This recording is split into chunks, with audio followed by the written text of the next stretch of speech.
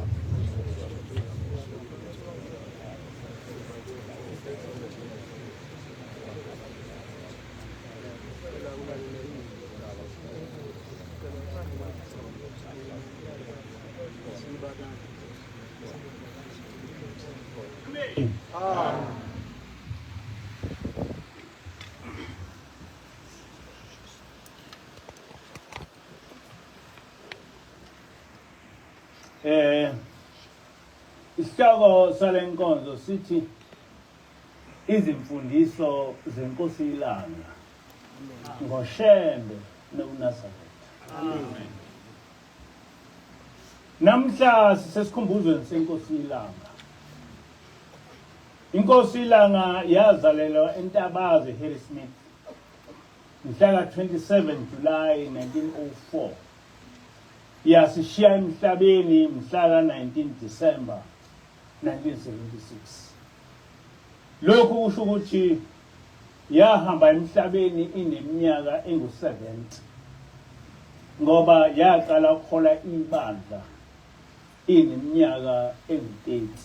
Kusho ukuthi yahola ibandla iminyaka engu-40. Amagama enkosi ilanga aphelele nguGalili Johannes Shembe. Kodwa wayevame ukubizwa ngontanga yakhe nasesikoleni ngokuthi nguGalili Shembe. Waqala ukufunda eNatali, wenza umatric eManzimtoti. UBA nokuthisha wabenza eFort Hare University. Waba nguthisha khona eManzimtoti College. Wagcina esenguprincipal kuyo le college. Wayeka ukuphatha le college ngo-1935 emveni kokuhamba emhlabeni kukaBabamkhulu umprofeti. Inkosi ilanga kwangumuntu owayengafani nabantu ngezindlela eziningi, emuhle kakhulu njengoba nimbona, kodwa futhi esabeke nolaka, enamehlo ahlabayo. Isikhathi esiningi wayehlala ethule. Uma evula umlomo ngaso sonke isikhathi wayekhuluma ngokufundisa. Noma sasizazi izimangaliso zakhe, kodwa mhla efihlwa isikhulumi kwakuyizifundiswa ezakhula naye, yize zazingewona amaNazaretha, zona zamchaza kangcono ukuthi kwakunhloboni. Uthe uProfessor Ngcobo babefundisa eManzimtoti, okwathi inkosi ilanga isinguprincipal, kwamenza ingane esizibeni esikoleni. Uthi baya kuthisha omkhulu ukombikela ngesehlo esesenzeke esikoleni, kodwa yena wavele wasithulela, waqhubeka nokwenza lokho wayevele kwenza. Babukana emehlweni, babuka ukuthi lo muntu unenhliziyo, bezombikela into embi kangaka vele engabayiphindile, vele iqhubeke nokubhala. Emva kwesikhathi babona lo mfundi ephuma iqhasha esizibeni. Wabe esebuza ukuthi uphi uthisha omkhulu. Bamtshela ukuthi uthisha omkhulu useofisini la. Lo mfundi wabe esethi njengoba ngiphuma esizibeni ngikhishwa ngulo uthisha omkhulu. Kade nginaye ngaphansi kwamanzi. Othisha baya ukomtshela uprincipal okungubaba ilanga ukuthi lo mntwana usephumile esizibeni, kodwa futhi ukhishwe nguwe principal. Wabe sephendula uShembe ethi kanti ngenkathi nizongibikela benifuna ukuthi ngenzeni. Wathula waqhubeka nokwenza. uRev Dr. Skhakhane we-Communal Center ePietermaritzburg wathi bafika bengabafundisi abane bezotsheleka enkosini ilanga imali yokuqedela ukwakha indlu yesonto. Emva kwesikhathi base bebuya bebuyisa le mali, kodwa babuya bengasaphelele. Base bexolisa ukuthi omunye umfundisi akazanga ngoba usesibhedlela uyagula. Wabe uShembe sephendula ethi ningazihluphi ngalokho ngoba akasekho emhlabeni, nangu edlula lapha esandleni sakhe, esho ekhomba esandleni sakhe. Uthiye umfundisi uSikhakhane bathi uma bebuyela emuva bafika bathola ukuthi umphefumulo womfundisi uphume ngesikhathi uShembe ethi nange edlula lapha esandleni. Njengoba ngeke ngikuveze, mina inkosi ilanga yaqala ukuziveza kimi kusukela ngo-1972 ngifunda eDlangezwa High School. Ngaleso sikhathi inkosi ilanga yayisaphila. Ngo-1973 kwasuka isiteleka esikhulu eDlangezwa High School. Nami ngangiphakathi kulesi siteleka ngisijabulele. Kwathi ebusuku stadisha ngabona kuvela isithombe somuntu odongeni njengoba sivela kwi-TV. Ngabona ukuthi ubaba ilanga ebukeka ethukuthele. Ngashawa uvalo ngase ngiphuma ngiya e-toilet lapho engangivame ukuthandaza khona. Ngaguqa ngathi ngiyathandaza, ngamuzwa esekhuluma khona lapha e-toilet. Wabuza ukuthi ndisihlanganiselane nalesi siteleka. Wathi uyazi ukuthi othisha basengozini yokufa, kodwa bengasindiswa nguwe ngoba wena wedwa umNazaretha kulesi sikole. Amen. Khona lapho ngavele ngaba semoyeni, ngabona zonke izinto ezazizokwenzeka esikoleni. Ngabona abafana abadle insangu begijima isikole sonke bezingela othisha. Kwathi uma idlula lento ngabuyela eklasini, kodwa ingqondo yami ididekile. Ngicabanga ukuthi mhlawumbe ngingenwa ubuhlaka. Kwathi ngo-8 ebusuku kwavele kwacisha ugesi. Kwathi zonke lezi zinto ebengizibona esibonakalisweni ngazibona sezenzeka ngempela. Abafana abadle insangu begijima isikole sonke becinga othisha. Ngase ngibona ukuthi kanti angihlanyi, kukhona ebengikuboniswa. Kulapho ngathi ngisamnama students ngambona futhi ubaba seyiqhamuka entshela ukuthi angihambe ngiyothandaza ngivukele uthisha. Ngase ngiyahamba ngibuyela e-toilet ngiyothandaza, ngicela ukuba uNkulunkulu evukele uthisha. Sesedlula isiteleka sodlame, kodwa abafundi abavumanga ukubuyela emaklasini. Ngangiyeke ngibashiye behlezi ehholo ngibuyele eklasini, bese ngilandelwa ngabantwana abasindisiwe nabo ababengasithandi isiteleka. Ngelinye ilanga abafundi banquma ukuthi sonke ababesibiza ngezimpimpi sishawe. Lokho ngakutshela uSibisi lo kade umfundisi kwasiteke into seshonile. uSibisi kwakumngani wami omkhulu.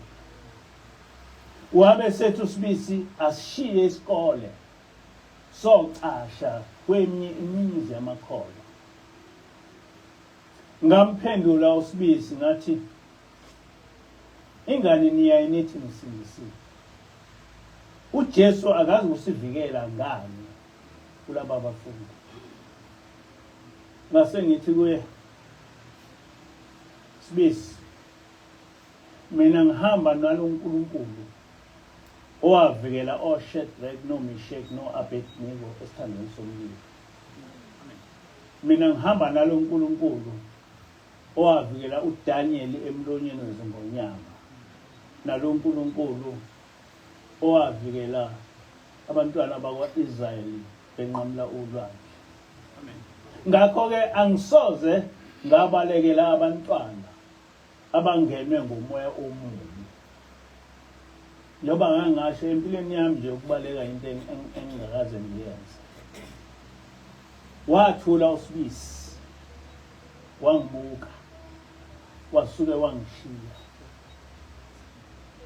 Ngakusasa ngathola ukuthi uSibisi nalabantwana abasindisiwe sebebalekile esikoleni, sengisele ngedwa. Ngo-3 ntambama abafundi babuthana behlabelela izingoma zomzabalazo beza kimi. Kuthiwa ngibulawe ngoba ngiyimpimpi enkulu. Sekusele mina ngedwa esikoleni.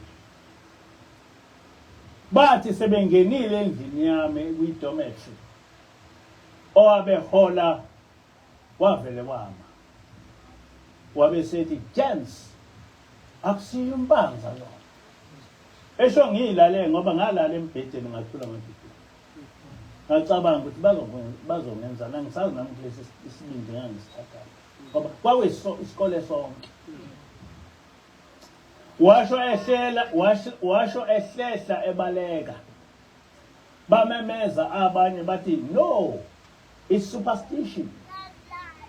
Kodwa besho nabo behlehla babaleka. Amen. Angazi ukuthi babonani. Kodwa babaleka bonke. Bangishiya ngizilalele endlini namedomesi. Ngiyasola ukuthi babona yena ibuyona inkosi ilanga. Amen. Ngoba yiyo eyayilokhu ifika kimi. Noma usekhona isiteleka ethi kangisuke kulabantwana. Amen. Kusukela lapho ngisho abafundi engangihleli nabo babaleka lapho sasilala khona. Bayolala kwezinye izindawo. Ngasala ngedwa. Abafundi sebengisaba. Bengamkhulumisi. Ngahlala ngedwa edomethri.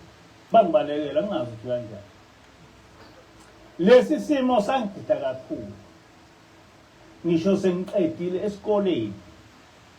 Ngingazi ukuthi kwenzeka kanjani ukuthi umuntu olapha emhlabeni ngokuwabila ngawayesaphila. Kodwa eze kimi ngingalele emini efike akhulume nami angivikele esitheni sami. Amen. Wayengafike ebusuku ngilele, wayefike emini. Kufanele amaNazaretha kaNkulunkulu azi ukuthi uma ungumNazaretha uhamba nalo uNkulunkulu owayehamba uhamba nalo uNkulunkulu owayehamba noShadrach, oMeshach noAbednego kanye noDaniel. Amen. Kodwa konke lokhu kwenzeka uma uba umNazaretha ohamba ngokwezimiso zikaJehova. Amen. Ukufika kwengilosi izohlala nathi sekuyisiwombe sesibili. uNkulunkulu esibonisa ukuthi singabakhethile ezulwini. Lokho singakubukeli phansi. Amen. Ngoba lento eyenzeka nje ngisafunda isikole it was supernatural. Njengoba namanje kunjalo. Namhla ke ngikhethe ukuveza kafuphi izimfundiso zenkosi ilanga ngoShembe ubaba omkhulu nezobunAzaretha njengenkolelo. Ngoba ubaba ilanga uyena osinike isithombe sokuthi ubaba omkhulu kwakumuntu onjani. Wasinikeza isithombe sokuthi ubuNazaretha into enjani. Kwisambulo 19 verse 11 to 16 kuthi ngase ngibona izulu livulekile. Nanto ihashe elimhlophe nogibele kulo obizwa ngokuthi othembekile noqinisileyo. Uyahlulela futhi ulwa ngobulunga. Amehlo akhe anjengelanga lomlilo. Ekhanda lakhe kukhona imiqhele eminingi enegama elilotshiwe elingaziwa umuntu ngaphandle kwakhe uqobo. Wayembethe ingubo ecwilisiwe egazini. Igama lakhe ngulizwi likaNkulunkulu. Amaviyo empi yasezulwini amlandela, egibela amahashi amhlophe, embethe ilineni elicolekileyo. Emlonyeni wakhe kwaphuma inkemba ebukhali ukuze ashaye izizwe ngayo. Uyakuzibusa ngentonga yensimbi, yena anyathele isikhamo sewayini lentukuthelo yolaka lukaNkulunkulu uSomandla. Engutsheni yakhe nasethangeni lakhe kulotshwe igama elithi Inkosi yamakhosi nombuso wamabusi. Amen. Ingilosi yakhuluma ngale ncwadi yabe isithi ngenkathi uJohane ebona lesi sibonakaliso wayebona yona inkosi ilanga. Yaqhubeka ingilosi ithi nina nenhlanhla ngoba nithandwa inkosi ilanga. Ngoba ukuthandwa inkosi ilanga kuyefana nokuthi uthandwa uNkulunkulu. Ngoba ezulwini akekho umuntu ongaphisa okushiwo inkosi ilanga. Amen. Lokho sasikuthela ingilosi. Ekhasini 82 lencwadi kaAdvocate Mnyandi ethi izintshumayelo zenkosi ilanga. Inkosi ilanga ithi akho muntu ongavela onjengami nje anikhiphe nina endleleni yaShembe. Uma ngithi onjengami ngisho ngoba kuyaye kuthiwe ngingumholi wamaNazaretha, kepha ngisiye. Umholi wamaNazaretha uShembe kuphela. Ma ubaba ilanga ekhuluma ngoShembe ukhuluma ngobaba omkhulu. Kodwa akakho umuntu ongavela athi phambukani endleleni kaShembe, noma ikomiti lamadoda, ibandla labafundisi, noma inina nonke njengoba lihlangene lapha. Aninakuveza umthetho ophambene noShembe, ngoba leli bandla akusilo elomuntu, akusilona elabantu, elasezulwini. uShembe lo owaphemba lobu kuNazaretha wayengesi umuntu, wayevele ezulwini, engaqala ukufika lapha emhlabeni. Wayefika ayiphembe lento esibuthene ngayo, ayishiye, acabanga ukuthi izosala ilunge. Bese emva kwakhe kuvela abantu abanjengami nje, abaye bathi bangabaholi, bengenawo umoya kaShembe. Bese bayayiphambukisa lento, sebeyiphendula ngobuthakathaka babo. Uma ngifuna ukweba, bese ngifuna amavesi angivumelayo ukuba ngiyeba. Uma ngifuna ukuphinga, bese ngifuna amavesi angivumelayo ukuba ngiphinde. Uma ngifuna ukuphuza utshwala, bese ngifuna amavesi angivumelayo ukuba ngiphuze.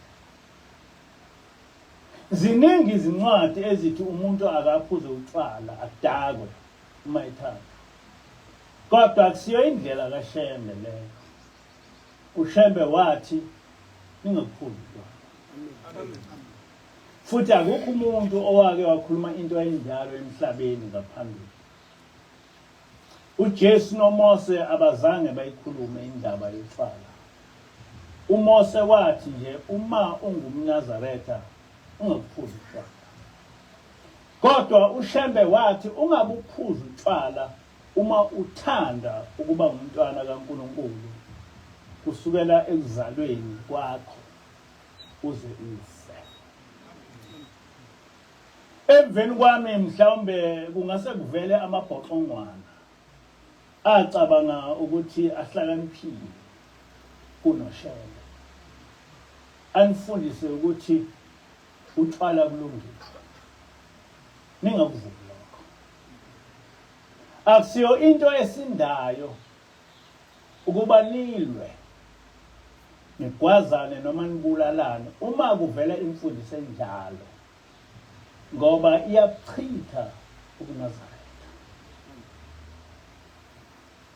Ngisho njalo kini ngithi kungase kwenzeke ukuthi kusasa nithole umfundiso wesidakwa ophuzayo, ikakhulukazi kulabo abafundisi abancane.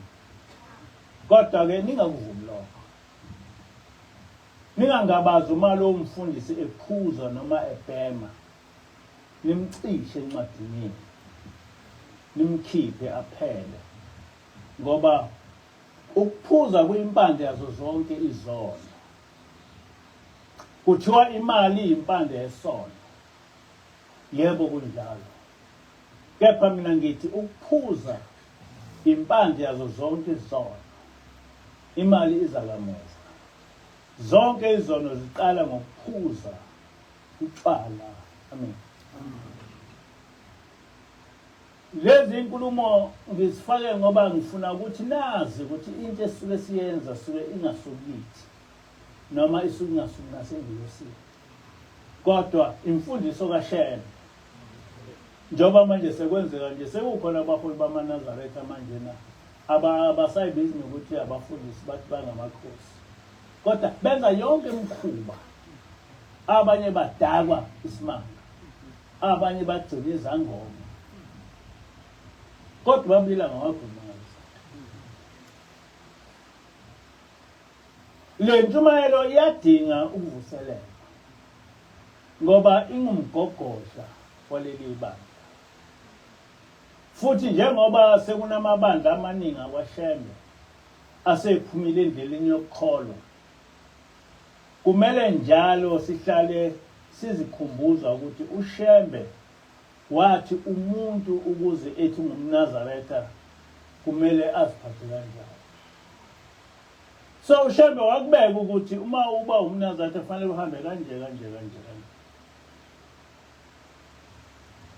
Ngokuqala ubaba ilanga ucacisile ukuthi kuleli bandla silandela umthetho owashawa nguShembe ubaba mkhulu kuphela.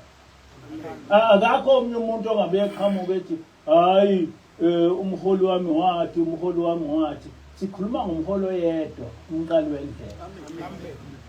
Okuphambana naye kukuhlubuka.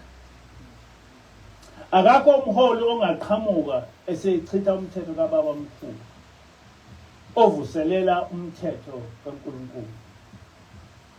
Singawushintsha umthetho oyi-tradition ngoba kusuke kunesizathu esithize esenza umprofeti alandele usiko oluthize. Kodwa asikwazi ukushintsha umthetho lapho ubaba mkhulu wayevuselela khona umthetho kaJehova, ngoba siyibandla likaJehova, siyibandla likamenzi wezulu. Sakufundiswa uShembe. Kuleli bandla inkosi ilanga yagcizelela kakhulu ngesono somNazaretha ophuza utshwala. Uthi ubaba ilanga leli bandla ngelasezulwini, umnikazi walo uNkulunkulu kuphela. Ngakho-ke wonke umuntu ongumNazaretha kumele azi ukuthi uma sekunomholi othi unguNkulunkulu nosethi leli bandla nokuphakama ngokwakhe noma ngokwebandla lakhe, usuke sengene ngumoya kaSathane. ngoba ubangisa uNkulunkulu. Ngoba kubhalwe phansi ukuthi leli bandla likaNkulunkulu. Ithiwe inkosi ilanga, akukho muntu ongavela onjengami nje. Anikhiphe nina endleleni kaShembe. Uma ngithi onjengami ngisho ngoba kuyaye kuthiwe ngingumholi wamaNazaretha. Niyabuza ubabilaphi. Uthi kuyaye kuthiwa ngumholi wamaNazaretha. Kepha ngisile. Kodwa labo abaholi abakhona namhlanje abangayi babahola basasho nokuthi bangabaholi bathi bangamakhosi. Uma ungathi ngabafundisi ngabe uyabathuka. Umholi weni uShembe kuphela. Amen. Amen. Njengamanje ibandla lamaNazaretha selinabaholi esebethathe indawo kababa omkhulu ngenkani. Osekuyibo abalawula konke ngaleli bandla. Sibethi ngelabo. Iseluleko sami ngesokuthi singasuki ezimfundisweni zenkosi ilanga ngesimo sobuNazaretha. Amen. Iyaqhubeka inkosi ilanga ithi kuyikhasi 81 kuya 82 ithi kodwa ukuphakama lokho akusikho kwenu, akusikho futhi okaShembe lo obonwayo, okaNkulunkulu, okaShembe osezulwini, okaShembe owaqala lokho kuhamba. Nansi inkosi yaseMaqadini kanye namakhosi akhona lapha. Wona lamakhosi abantu ngababo. Njengoba silapha nje singabe inkosi yaseMaqadini. Uma sikwenye indawo singebe inkosi yakuleyo ndawo. Kodwa nina eyenu inkosi ayibonwa nguNkulunkulu kuphela. Ayikho enye. Ngakho nilibambisise lelo lizwi. Noma nini, noma singasekho thina emhlabeni, nikhumbule ukuthi ubuNazaretha lobu nalomzi wasephakameni akusikho okubuntu. Amen. Nezwa nje khona baba ilanga. Ukuthi asidukile uma sinamathela ebuNazaretha ukuthi ubuNazaretha akukhona okumuntu ngokaNkulunkulu. Inkosi yamaNazaretha ayibona ngoba iuNkulunkulu. Amen.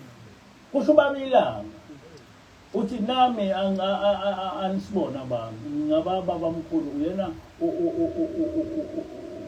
onphethe. Kodwa ubuNazaretha as a faith ngokaNkulunkulu. Uyagcizelela ubaba ilanga ukuthi ubuNazaretha akusikho okomuntu ngokwenkosi engabona ngokaNkulunkulu. Uthi ubaba ilanga leli ivangeli lokuthi leli bandla ngelikaNkulunkulu silishumayele ngisho yena engasekho emhlabeni njengoba senza ngithi amalazi kaNkulunkulu. Uma sigcizelela ukuthi leli bandla akusilone lomuntu likaNkulunkulu asihlanye asibange isibantu. Sisho ngoba kwasho umholi waleli bandla ubaba ilanga ukuthi ngisho engasekho sibafundisa abantu ukuthi leli bandla ngelikaNkulunkulu. Noma ngaqhamuka umKristu noma ngaqhamuka umNazaretha noma ngaqhabani ngeke kujike lokho ukuthi leli bandla elikaNkulunkulu. Ngakho ke uma sikhuluma ngomprofeti sikhuluma ngomprofeti kaNkulunkulu, ngomprofeti kaJehova. Ubaba ilanga wabuye wakhuluma kabanzi ngokubaleka kokunikela esusela endabeni kaManoah etholakala ekhasini 26 yale ncwadi kaMnyane lapho ethi uthi ke uManoah kulomfazi wakhe siyakufa nokufa ngokuba simbonile uNkulunkulu besithi lo ngumuntu wasemhlabeni kanti umuntu wasezulwini. uManoah nomfazi wakhe bavakashelwa ingilosi becabanga ukuthi umuntu njengoba nathi uhlalelene eqala ngesasithulu. Kodwa babona mase sebemenzela bethi wamnikeza umphako wavele wangena elangabini wayezulile. But how?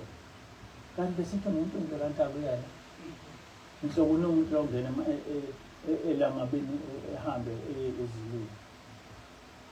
Lo mfazi uthi cha, uma uNkulunkulu bethanda ukusibulala ngaba akamukelanga esandleni sethu umnikelo wokushiswa nomnikelo wempuphu, futhi ngabe akasibonisanga konke lokho.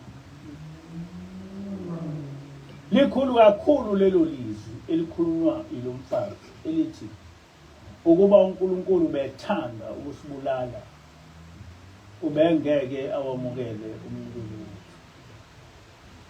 Kungakho ngiyaye ngithi abantu abangavila ukunikela, ngoba ukunikela kudlula konke okukhona ekukholweni, ngoba kusuka kuyinto oyisebenzile ngegazi lakho nangesithunzi sakho. Uma umnikelo ubekile phambi kwaNkulunkulu wawemukela, akukho umuntu ongakwephuca wona. Futhi njengoba nihlale nisho, baningi abantu sebafa. Abanye bafa ushembe engakabikho, abanye bafa ushembe esekhona. Kodwa abazange bayinaka le ndaba kaShembe. Abanye beze kini bethi sisizeni ngokusinikelela, ngoba ngeke sikhululeke uma singanikelelwanga. Ungabovi lapha ukunikela ngenkathi usaphila. Ubokhuthalela kakhulu, ngoba kuyinto eseduze noNkulunkulu kunezinto eziningi ongase uzenze. Futhi kuyinto enkulu kakhulu uma wazi ukuthi uNkulunkulu uyawemukela umnikelo wakho. Lo Manoa wayebheke ukuthi njengoba lo muntu uvela ezulwini ukhulumelane nathi, ngakho-ke sizokufa. Umfazi uthi cha, singeke sife, ngoba uthathile umnikelo wethu, wasemukela futhi wasibusisa. Pho singafa kanjani? Amen. Ngiyathanda ukuba ngiyiphinde futhi le ndaba ngoba ibaluleke kakhulu. Mina ngangazi ukuthi umnikelo ubaluleke kangaka, kodwa sekufike ingilosi sahlupheka kakhulu singenayo imali ngisho eyokukhokhela i-rent. Yayisifika ingilosi yathi ngiyabona ninayo imali, angiceli ngani kubaba ilanga ngoba ubaba uyanithanda. Yayisithi thathani umnikelo niyonikela. Kwakune ifoto likababa, athi nikelani lapha likababa, nifike nimchazele ukuthi nihluphekile aninayo imali. Ubaba uzoninika. Ningempela sahamba nanangumfundisikazi seguqa samtshela ubaba asinayo imali, siyakhipha, asinayo imali yokukhipha irent. Ngakusasa ngathi ngiya emsebenzini ngafika esikhwameni sami sekuno 2,900 rand. Engawakhipha uphuma. Sisamangele ngalokho, ngahamba ngemsebenzini. Umfundisikazi wangishayela ngisemsebenzini, sekwenzeka isimangaliso. Kuvele kwangena inyoni, yafike yashiya 100 rand embhedeni. Ngithe ngibona kwase kufika unkosazana ethi imali efike lapha emalini. Washo umfundisikazi wathi hayi, ikhona enye efikile. Wathi umfundisikazi hayi, ngibone inyoni nje zingena lapha ngathi ngiyayilandela ekameleni zaphuma ngefastela kodwa livaliwe. Yathi ngiyosayi bengayizi inyoni bekuzindlu eselethe imali. Amen. Nampela safica 100 rand uhleli phezu kombhede, yonke imali esasinayo sayithola isi-3,000 rand. Amen. ayikho into ingilosi engazi isenzele yona utshengisa ukuthi iyasithanda mina nginebhantshi namanje likhona engalithengelwa ingilosi ishirt selaguga aligugile kodwa selidala kodwa ibhantshi ngiyalifaka umfundisikazi uneyibuko owayithethelwa ingilosi wathi siyangena nje udokotela afika wayithetha zona ihlalo zethu amasofa lana amnyama sawakhethelwa ingilosi kwawathi kuplele furniture shop kwa Bradlows sathi siwa Bradlows nje yangena ingilosi yafika yakhuluma nentombazana ingaboni le ntombazana ukuthi ukhuluma ingilosi yathi ngithanda lezalo sayithetha lezi ya amasofa nje hlala kuwo sawakhethela ingilosi amen into esimangaliso lena into esimangaliso manje kuyadinga ukuthi ngingaphumuli ngoba uNkulunkulu uyangithanda futhi uNkulunkulu ungethembile manje nami ke angamthoxa into eyasifundisa yona ingilosi uma sicela into uNkulunkulu siqale sikhiphe umnikelo njalo nje masi siya kuNkulunkulu sikhipha umnikelo ngisho sithunywa abantu kodwa nje uma sifika nje lapha sikhipha umnikelo asikhulumi noNkulunkulu singawukhipha umnikelo angazi kulama Kristu alwa nemnikelo iminikelo kufanele ngoba ngiyabantu thina umnikelo siyokhipha uNkulunkulu awuyi uNkulunkulu uyobika noma yini ungawuphethe umnikelo sifundisiwe kakhulu ingilosi ngokunikela noma sicelane kuNkulunkulu noma sibikane siqale sikhiphe umnikelo senze njalo namhla sicela ukuba sivikeleke esifeni se-COVID-19 impela savikeleke sacala ngomnikelo iyaqhubeka inkosi ilanga kwenye intshumayelo yalo ithi nina niyingubo kaThixo ukuthi umane ihlangene ngenhlangakazi ngamadokodo nangoJulayi uNkulunkulu ayembathe kathathu unyaka umo kusho babila njengoba sizongenisa uJanuary nje nazobe sisihleni uNkulunkulu ngoba uNkulunkulu wengubo yethu ithina siyingubo yakhe manje laba abathi lo muzi awuphele abasho ukuthi le ngubo uNkulunkulu uzoyembatha kuphi ngoba akayembathi uma nihlakazekile noma nisemakhaya uyembatha njengoba nibuthene nindawonye phambi kwakhe njengoba sihleli nje lapha sembethe ingubo kaNkulunkulu njengoba inkosi ilanga isichazela uma sihlangene ukukhonza uJehova yena uba phakathi kwethu inkosi ilanga yabuye yasiyala ngokuthi uma ungumNazaretha ungajwayele ukuhlanganisa nabantu ababhemayo abaphuzayo nabadla izingulube yakhuluma kanje sinjalo ke isono nobuhle bunjalo isono uyasithola uma ungumNazaretha ujwayelana nokugudlana nabantu bakagwayi noma bakatshwala uma futhi ujwayelana nabantu abadla ingulube uyalithola leli phunga ongenzeka mhla udlula emhlabeni bese umiswa endleleni kuthiwa njengoba ungasekuphakameni nje leli phunga walithatha bese kutholakala ukuthi ubungumuntu ojabulayo uma uphakathi kwezidakwa kanye nababhemayo kanye nabadlenguluka ekhasini 126 lapho esixwayisa ngokuphuza ngesikhathi esizayo ongase kutholakale kumaNazaretha. uShembe uthi kulula kabi eManazaretha, ikakhulukazi kumuntu onjengami, njengomuntu othandwa ngabantu bonke, kuba nginifake etshwaleni. Ubani ongangivimbela uma ngithanda ukuba niphuze utshwala? Uma ngithanda ukuba nidle ingulube, ubani ongangivimbela? Anize ngiyacabanga leyo nto.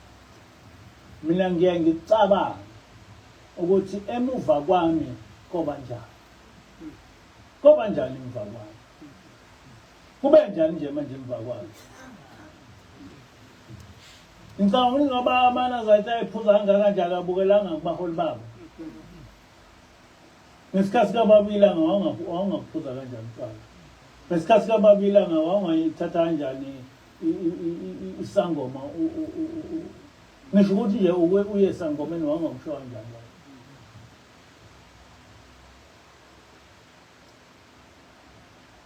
Noba njani emva kwami? Nosala nifuye izinja, noma nosala nidla amatshwala, noma nosala nidle izingulube. Nithi kungenzeke lokho? Kungenzeka. Yingakho ngihlale ngithi funani abefundisi abanomoya kaShembe, noma bebancane ngeminyaka, nibafundisi. Namakhosikazi nawo engaba abafundisi, kodwa nifune abafundisi abanomoya kaShembe. Amen. Manje njengoba nje kusinomfundisikazi kube sengathi senze isona, kodwa kwasho yena nje futhi kwaba khona umfundisikazi ngesikhathi kababa omkhulu. Yize benezono, kodwa ngeke bayifake ingulube lapha ePhalamende. Ngeke futhi bayifake inja notshwala lapha ePhalamende. Ake ngibuze kimi maNazaretha, uma namohla ngiqala ngiphuza utshwala noma ugoloko noma besizulu, nina ningaba njani? Bangaki abangasala kini bengaphuzi njengoba sekwenzeka nje eManazaretha? Ngingaqale ngibuthukuse utshwala ilanga elilodwa, kodwa ngelinye ilanga ngithi uma ngifika phakathi kwenu nibe senibona ukuthi ubaba namuhla unomusa kakhulu, nokuhamba kwakhe uyakubona nje ukuthi kunjani. Utshwala-ke lokho.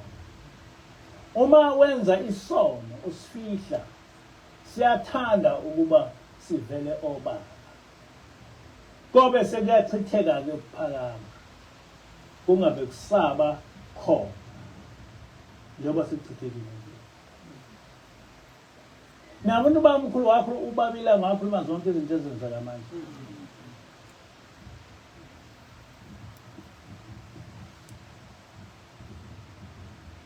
uShembe-ke wabe elindile ebuza uNkulunkulu ethi, Nkosi, njengoba uthi angize kuwe, emuva kwami kosala kube njani? Wahlala izinsuku ezilishumi elindile ubaba mkhulu, engadli, nabamlethela amanzi okuphuza awabeke kude, aphume azithathele wona aphuze. Wayehluphekela thina. Inkosi isekhona. Amen. Niyamuzwa ubaba ilanga ukuthi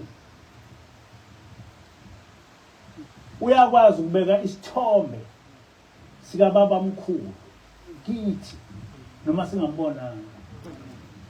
Futhi nani selinaso isithombe sika baba ilanga noma abanye bengambonanga, ngoba ngenhlanhla yena wathi mayikhuluma izinto eziningi kwaba khona abayibhala phansi, kwaba khona namakhaseti. Nakho sinesithombe sokuthi uShembe ubaba ilanga unjani. Izolo ufikile kimi ubaba ilanga. Amen. Wamtshela into ezimangalisi lezi zinto beziyi-4 ongibalele zona ukuthi uma umuntu ewumNazaretha utholani, kodwa kuthatha nje isikhashana esilokhu ngase ngiyikhohlwa, kodwa ngakhumbula into eyodwa leyo ngizange ayikhohlwa. Uthi ubaba ilanga kimi, uma uwumNazaretha uhlala noNkulunkulu, noma usuka lapho uyofika uhlale noNkulunkulu manje uyiphethe kahle uNazaretha. So sonke njengoba silapha njena silela ukuhlala noNkulunkulu, ngoba leli bandla ngelikaNkulunkulu.